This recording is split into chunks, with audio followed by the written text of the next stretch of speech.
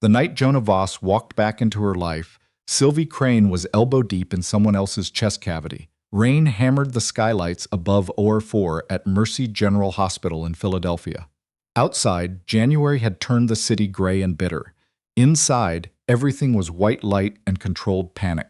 The patient on the table was a 58-year-old man named Gerald Fitch, retired schoolteacher, 3 grandchildren, heart that had simply decided it was done cooperating. Sylvie had been on her feet for 14 hours. Her back ached, her eyes burned, and she was, by every metric that mattered, the best cardiothoracic surgeon in this hospital, which meant Gerald Fitch was going to live whether his heart liked it or not. "Pressure's dropping," said Doctor Reyes from across the table. "I see it." Sylvie's hands didn't pause. "Give me 2 minutes." Gerald stabilized in 90 seconds. She always did. It was only after she'd stepped out of the OR, after she'd stripped off her gloves and stood alone in the scrub sink, letting scalding water run over her hands, that her colleague Priya found her. Sylvie. Priya's voice had that particular quality, careful, measured, that Sylvie recognized immediately as the tone people used when they were about to say something she didn't want to hear. "There's a patient in trauma 2, GSW to the chest. They're saying he's connected. They're saying he's connected." Sylvie turned off the faucet. Connected how? The men who came in with him, the suits, the way they're acting. Priya hesitated. "The attending is asking for you specifically. I just finished a 6-hour bypass, I know. But Sylvie, the patient's name is on the chart." Another pause. "It's Voss." The water was still dripping from Sylvie's fingers when she pushed past Priya and walked toward trauma 2. She told herself it was a common name. She told herself there were hundreds of Vosses in Philadelphia. She told herself that the hollow feeling expanding in her chest was just exhaustion. She pushed open the trauma bay doors, and there he was. 8 years. 8 years since she'd last seen Jonah Voss. 8 years since he'd sat across from her at a kitchen table in their apartment in Center City and told her, quietly and without tears, that he had to go. That it wasn't safe, that she needed to trust him even though he couldn't explain. 8 years since she'd watched him walk out the front door with one bag and not looked back once. She'd been 4 weeks pregnant. She hadn't known yet. Now he lay on her trauma table with 2 bullets in his chest and blood soaking through the compress. One of the paramedics was pressing against his ribs. He was unconscious. His face was the same but harder, like something had carved the softness away and left only angles. There were scars she didn't recognize. A burn mark along his left collarbone, a thin white line across his jaw. Sylvie stood at the foot of the gurney for exactly 3 seconds. Then her training took over, and she stopped being a woman who had spent 8 years learning to stop loving someone, and became the only thing she knew how to be in a room like this. A surgeon. "Talk to me," she said. The lead paramedic rattled off stats. 2 GSWs, one in the left lateral chest, one closer to the midline, BP 80/50 and falling. Breath sounds diminished on the left. Possible tension pneumothorax developing. He'd lost consciousness 4 minutes ago. "Get me a chest tube," Sylvie said. Her voice was level. Her hands were already moving. "And someone page anesthesia." She worked fast. She worked the way she always worked, with the kind of focused calm that her residents called terrifying, and her patients called a miracle, and Sylvie called the only thing standing between her and everything she couldn't fix about her life. She got the chest tube in. She got Jonah stabilized enough to move. She walked beside the gurney all the way to OR2, with one hand on his chest monitoring his breathing, and her eyes fixed on the monitors, and she did not let herself think a single coherent thought about him until she was halfway through the surgery, and she looked down at his face and saw the scar along his jaw up close. It was new. Or rather, it was newer than she remembered. The Jonah she'd known had no scars. The Jonah she'd known used to bring her coffee in bed on Sunday mornings and read the paper out loud to her in different voices to make her laugh. The Jonah she'd known had once cried at a movie about a dog and then spent 20 minutes insisting he had allergies. That Jonah had kissed her on a Thursday evening, told her he loved her, and then been gone by Friday morning. She sutured his heart with hands that did not shake. She didn't let them shake. She had a 7-year-old daughter waiting for her at home with the babysitter, a little girl with dark eyes and Jonah's exact jawline, and Sylvie had not survived 8 years of being alone to fall apart now. "He's stable," she said when the last suture was tied. She walked out of the OR and sat down on a bench in the empty hallway and pressed her back against the wall and breathed. Priya found her again 15 minutes later. "He's in recovery," Priya said carefully, sitting down beside her. "I know. I just put him there. The men outside, there are 4 of them, they haven't moved. They're not talking to anyone." A beat. "Sylvie, what's going on?" Sylvie stared at the floor. The linoleum was the same color it had always been, institutional green. She'd hated it since her first day of residency. "His name is Jonah Voss," she said. "I knew him 8 years ago. We lived together, and then he left." She paused, and that's all. It wasn't all, but it was all Priya needed to know. She went home at 2 in the morning. Her babysitter, a retired schoolteacher named Bet, who lived 2 floors down and loved Cassie like her own grandchild, was asleep on the couch. Sylvie paid her, walked her to the elevator, then went to check on her daughter. Cassie slept with her mouth slightly open and one arm flung over her face. She was 7 years old, and she had Sylvie's stubbornness and Jonah's bone structure and an absolute refusal to eat anything orange, which Sylvie had never been able to explain to pediatricians.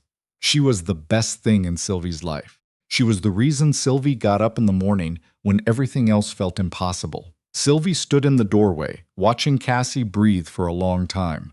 Then she went to bed and stared at the ceiling until her alarm went off.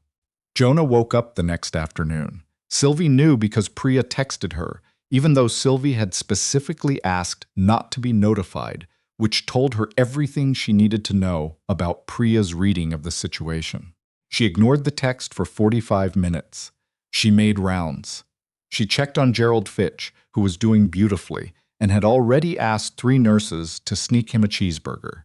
She reviewed charts, and then she walked to Jonah's room because she'd always known she was going to. He was awake. He was watching the door when she came in, which meant he'd been watching the door for a while. His chest was wrapped. He was pale and clearly in pain, and the monitors showed vitals that were good but not great. There were still 2 of the suited men outside his room. Sylvie had passed them without making eye contact. She stopped at the foot of his bed.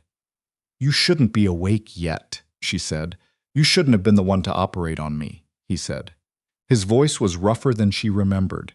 8 years rougher. "But here we are. Here we are." She crossed her arms. "The anesthesia should have kept you under for another 4 hours minimum. It didn't. I see that." A silence opened up between them. It had weight. The kind of weight that came from years of unsaid things pressing against each other. "Sylvie," he started. "Don't." She said it quietly, the way she might tell a patient to hold still. Not angry, just certain. "Don't start with my name like that, like we're picking up a conversation we left off. We didn't leave off. You ended it." His jaw tightened. "I know." "Do you?" She kept her voice even. She had a lot of practice keeping her voice even. "Because I've had 8 years to think about what you said that morning. About trust, about safety, about how you were doing it for me." She looked at him steadily. "And I still don't understand what any of it meant. I was protecting you." "From what?" He was quiet. "From what, Jonah? From what I am." He met her eyes. "From the people I'm connected to. From the things I've done. From everything that came through that trauma bay with me." He exhaled carefully, like breathing hurt, which it probably did. "I was in the middle of something that was never going to end well. I couldn't let you be part of that. So you left. So I left." She let that sit. "I was pregnant." The monitor beeped. Somewhere down the hall, a phone rang. The suited man outside the door shifted his weight. Jonah's face went absolutely still. "What?" he said. "I didn't know yet, when you left. I found out 3 weeks later." She held his gaze. She wasn't going to look away from this. "I have a daughter. She's 7. The silence that followed was the loudest thing Sylvie had ever heard. "7, Jonah said. The word came out like something had hit him, like a second bullet. "I have a daughter. I have a daughter," Sylvie said. "You have nothing. You gave that up when you walked out." He closed his eyes. "What's her name?" She shouldn't tell him. She'd rehearsed this conversation 100 times in the abstract, in the shower, on late-night drives home from the hospital, in the year's ago period when she'd been angry enough to imagine it vividly, and in every version she'd walked out at this point. She didn't tell him. She kept it for herself, the one thing he didn't get to have. But she looked at his face, and she saw something she hadn't expected. Not self-pity, not the particular emotional manipulation she'd steeled herself against. Just devastation. Pure, private, completely unperformed devastation. "Cassie," she said. He didn't say anything for a long time. When he finally spoke, his voice was different. "Quieter, does she know about me? She knows her father isn't in the picture. She's 7. She accepts it the way 7-year-olds accept things matter-of-factly, and then she moves on." Sylvie paused. "She has my mother's red hair and your jawline. She hates the color orange. She wants to be a marine biologist when she grows up." She stopped. She hadn't meant to say any of that. "I don't know why I'm telling you this, because you've been carrying it alone," Jonah said quietly, "and you're tired." Sylvie's throat tightened. She hated that he'd said that. She hated that it was true. She hated that after 8 years and everything in between, he could still read her. "Don't," she said, softer this time. "Okay." He didn't push it. "Okay." She left a few minutes later. She told herself she was done. She'd said what needed to be said. She'd closed the loop. She went home, picked Cassie up from school, made pasta for dinner, helped with math homework, and put her daughter to bed at 8:30. Then she sat at her kitchen table with a glass of wine she didn't drink and her phone face down and tried very hard to feel nothing. Her phone buzzed, unknown number. She picked it up. "Thank you for saving my life." She stared at the message for a long time. Then she typed back, "Don't thank me. I would have done it for anyone." A pause. Then, "I know. That's one of the things I always." He stopped, started again. "I'm sorry, Sylvie, for all of it. I know that doesn't fix anything." She put the phone down and went to check on Cassie again, just to see her breathing. Jonah was discharged 4 days later. Sylvie made sure she was in surgery when it happened. She heard from Priya that the suited men had escorted him out through a side entrance, that 2 black SUVs had been waiting on the street, that he'd been gone in under 3 minutes. Good, she thought. Clean. Done. 3 weeks later, someone tried to take Cassie. It happened on a Tuesday. Sylvie had just ended her shift and was walking to her car in the hospital garage when her phone rang. The babysitter's number. Ms. Crane. Betta's voice was tight in a way Sylvie had never heard before. "There was a man outside the school today. He was watching Cassie during pickup. I got her to the car as fast as I could, but he followed us for 2 blocks before he turned off. Sylvie was already running. Where are you now?" "Home. Your apartment." "I locked everything. Don't open the door for anyone. I'm coming." She called the police from the car. Then she did something she hadn't planned to do. She pulled Jonah's message up on her phone. She'd told herself she was going to delete it. She hadn't deleted it, and she called the number. He picked up on the first ring. "Someone followed my daughter today," she said. "A man. Outside her school." A pause that lasted less than a second. "I know. I've been tracking 3 of Mercer's people in the city. I thought I had more time." His voice shifted into something flat and controlled. "Listen to me. Don't go home. I'm already in the car. Sylvie, don't go home. Take Cassie and go to my location. I'll send you the address. I'm not taking my daughter to your location. Then take her to your precinct. Tell them you've received a credible threat and you need an officer with you. Do not go back to your apartment tonight, Jonah. Please." And beneath all the control, beneath the flatness, she heard it. Something raw and frightened and deeply unfamiliar coming from a man who was not accustomed to being frightened. "Please, Sylvie. Please. Please." She took Cassie to the 3rd District Police Station on Chestnut Street. She told them what she knew. An officer was assigned to sit outside. She found a corner in the waiting area, wrapped a blanket around Cassie, and let her daughter fall asleep against her arm while the fluorescent lights hummed overhead. Her phone buzzed at midnight. "Mercer is gone. 2 of his men are in custody. The 3rd one ran. My people are looking for him now. You can go home. But I'd recommend waiting until morning. J." She stared at the message. Then she typed, "Who is Mercer? Someone who wanted to use you to get to me. He won't anymore." She didn't ask what that meant. She wasn't sure she wanted to know. She looked down at Cassie sleeping against her side, and she felt something unfamiliar move through her. Not anger this time. Something more complicated. "Are you safe?" she typed. A long pause getting there. In the morning, she took Cassie home. The apartment was fine. Nothing had been touched. The police officer walked through every room with her and checked every window and told her to call if anything else came up. After he left, Cassie sat at the kitchen table eating cereal and watching Sylvie with those dark, perceptive eyes. "Mama," she said, "are you scared?" Sylvie sat down across from her. "A little," she said honestly, because she'd always believed in telling Cassie the truth when the truth wasn't too sharp. "But I'm also okay, and you're safe. That's what matters." Cassie considered this with the seriousness that she brought to most things. "Is it because of the man who was watching us?" Sylvie's stomach dropped. "You saw him? He was looking at me funny." Cassie shrugged with the alarming pragmatism of a child who had processed the situation overnight and moved on. Bet walked faster. I walked faster. A pause. Who was he? Someone who made bad choices and thought he could involve us. He was wrong. Sylvie reached across the table and took her daughter's hand. "We're going to be fine." Cassie looked at her for a moment. Then she said, "Okay," and went back to her cereal. That was the thing about Cassie. She had her father's ability to accept a hard truth and just keep going. Jonah called that evening. Sylvie almost didn't answer. She stood in her kitchen with her phone in her hand, and she thought about all the very reasonable and emotionally healthy things she'd built in the years since he left. Her career, her daughter, the particular kind of hard-won peace she'd constructed around herself, and she thought about how much easier everything would be if she just let it go to voicemail. She answered.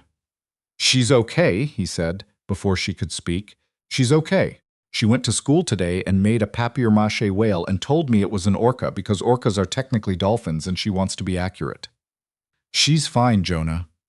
She heard something release in him. A breath. A tension. "Good," he said. "That's good." A silence. "Tell me about her," he said quietly, like he wasn't sure he had the right to ask. He didn't. She told him anyway. She told him about the orca and about the orange food aversion and about how Cassie had decided at age 5 that Sylvie's medical textbooks were bedtime stories and had memorized the chambers of the heart before she knew her multiplication tables. She told him about the way Cassie laughed, sudden and loud and completely unself-conscious. She told him about the time Cassie had staunchly defended a boy at school who was being picked on, marched up to his tormentors, and informed them with devastating calm that they were acting stupid and should stop. "She sounds terrifying," Jonah said. "She's 7 years old and she already has more backbone than most of my residents." Sylvie leaned against the counter. "She gets that from me." "I know." A pause. "And the jaw thing?" Sylvie almost smiled. She didn't. "I'm not answering that. Can I meet her?" She'd known it was coming. She'd been waiting for it since the ICU. She still wasn't ready. "I don't know," she said honestly. "Okay. That's not a no. It's just, I need to think. I need to know that what happened last week isn't going to happen again. I need to know that whoever comes around my daughter is not going to put her in danger." "I understand. Do you know yet?" "The third man. Your people found him?" "Yes." His voice was flat. "He's not a problem anymore." She didn't ask. She was a doctor. She had a 7-year-old. There were things she was choosing not to know, and that was its own kind of decision. "Give me a week," she said. "Take as long as you need." She called him back 4 days later. She'd spent those 4 days thinking about the conversation she was eventually going to have with Cassie. Not the whole conversation. Cassie was 7, not a small adult, and there were limits to what a 7-year-old needed to process at once. But the beginning of it, the part where she told her daughter that her father wasn't someone who'd simply disappeared. He was someone who'd left because he believed it was the only way to keep them safe. Whether he'd been right about that was something Sylvie was still deciding. She thought about the way Jonah had sounded when she'd told him about Cassie. She thought about 8 years and the particular shape of a grief she'd carried so long it had become structural, like a load-bearing wall. She thought about the fact that anger, even righteous anger, was exhausting to maintain, and that she was already tired in 17 other ways. "Saturday afternoon," she said when he picked up. "There's a park 2 blocks from my apartment. We'll be there at 2. A pause. "Okay. She doesn't know who you are yet. I'll introduce you as someone I used to know. How the rest of it goes depends entirely on how you handle the first 10 minutes. Understood. If she's uncomfortable at any point, we leave. No argument. Of course. And Jonah. She paused. If you're not actually done with whatever world you've been living in for the past 8 years, don't come. Because I will not let her get attached to someone who's going to disappear again. I would rather she never meet you than lose you twice. The silence on his end was long. When he spoke, his voice was different than she'd heard it since he'd come back. More careful, more certain. I've been working toward getting out for 3 years, he said. The thing with Mercer was the last loose end. It's done. He paused. I'm not going anywhere, Sylvie. Not this time. She didn't tell him she believed him. She wasn't sure yet that she did. She brought Cassie to the park on Saturday. Jonah was already there when they arrived, sitting on a bench near the fountain, his jacket collar turned up against the February cold. He looked out of place in the ordinary Saturday afternoonness of it all. Families with strollers, kids on bikes, someone walking a very small dog in a very large sweater. He looked like a man who had spent a long time in rooms with no windows, trying to remember what ordinary looked like. He saw them from across the park and stood up. Cassie was holding Sylvie's hand, chattering about the Orca project and whether the park had a pond with actual ducks or just pigeons when she looked up and saw him. She stopped talking. She looked at him. She looked at Sylvie. She looked back at him. He has my face, she said. Sylvie's heart cracked straight down the middle. He? Yes. She crouched down to Cassie's level. He does. A little. She paused. Do you want to go say hello? Cassie studied Jonah for a long moment. He was still standing by the bench, not moving closer, letting her take the lead. That was the right thing to do. Sylvie hadn't told him to do it. He'd just done it. Is he nice? Cassie asked. I think so, Sylvie said. I think he's trying to be. Cassie considered this with the gravity it deserved.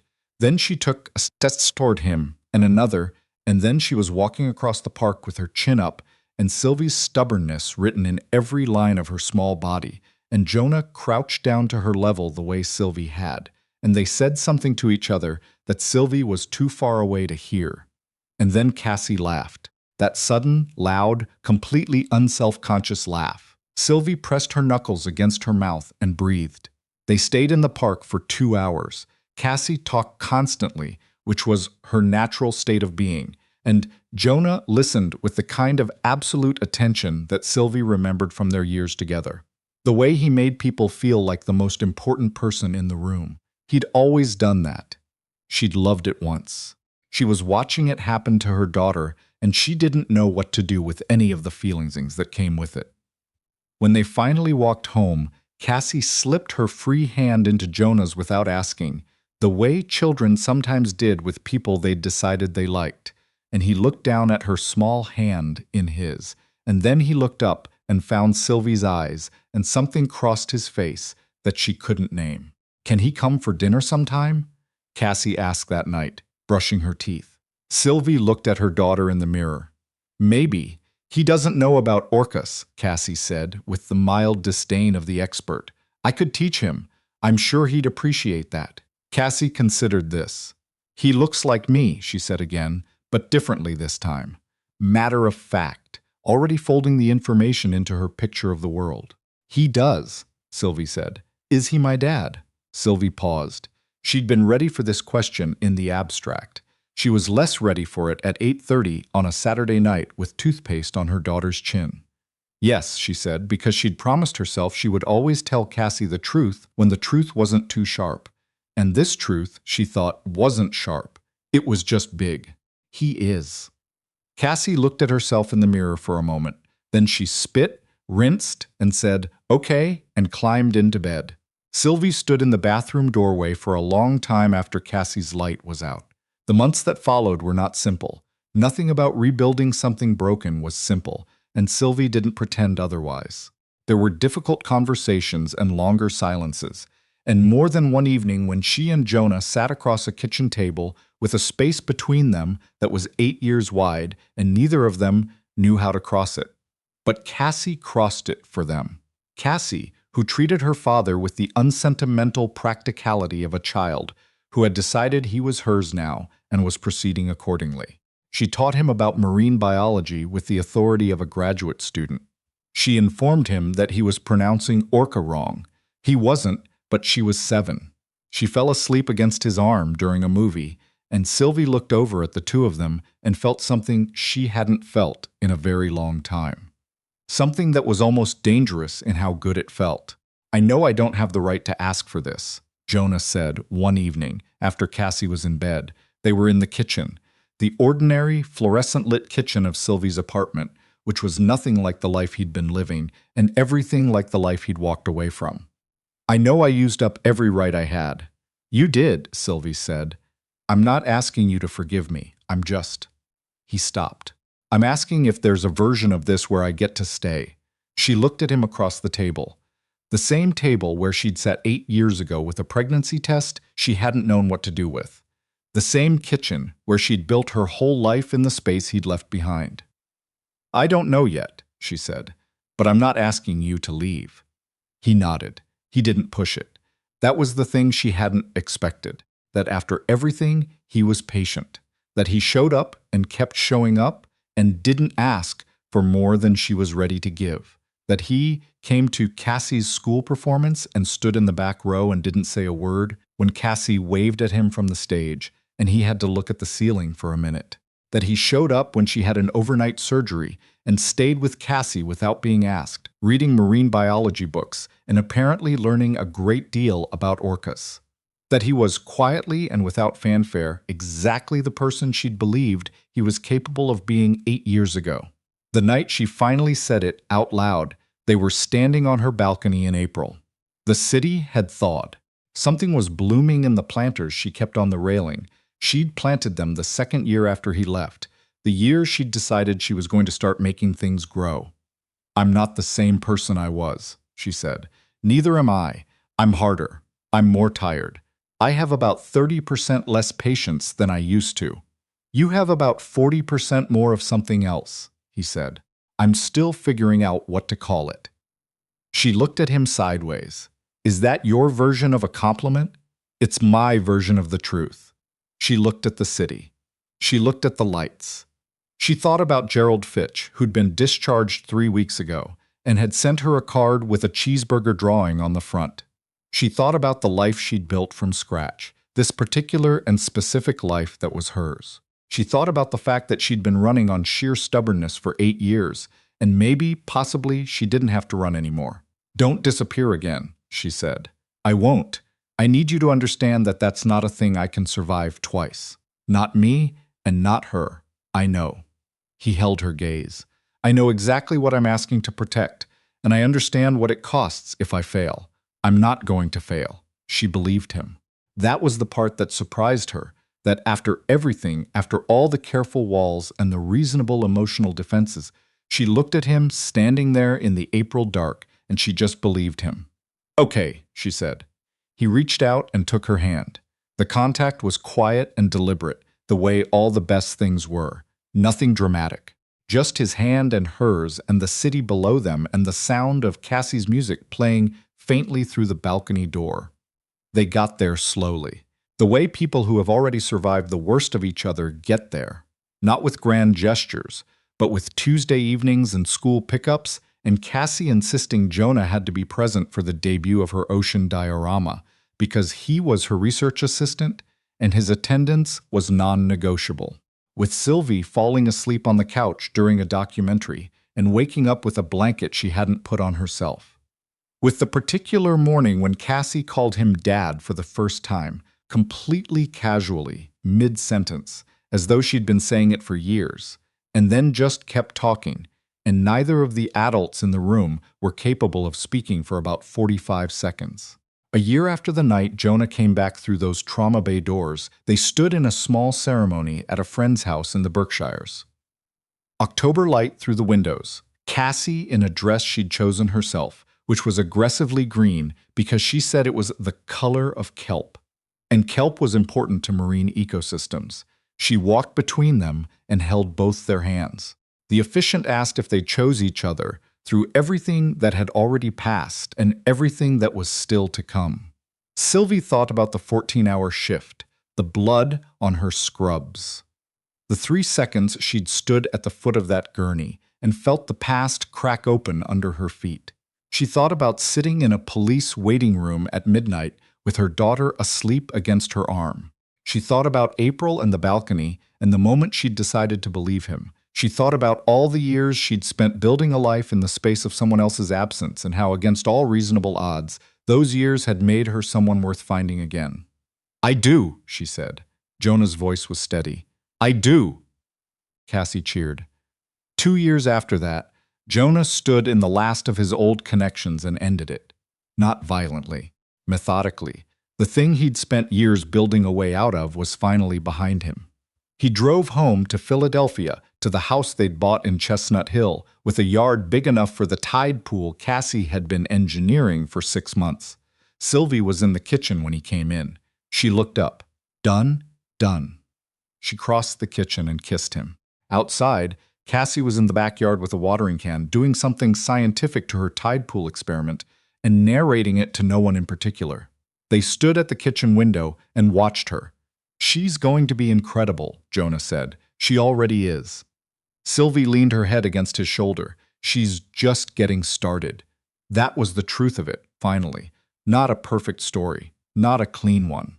Just two people who had lost each other and found their way back through a trauma bay on a rainy night in January, through an 8-year silence and a 7-year-old girl, and the kind of second chance that doesn't announce itself. It just shows up and asks if you're ready.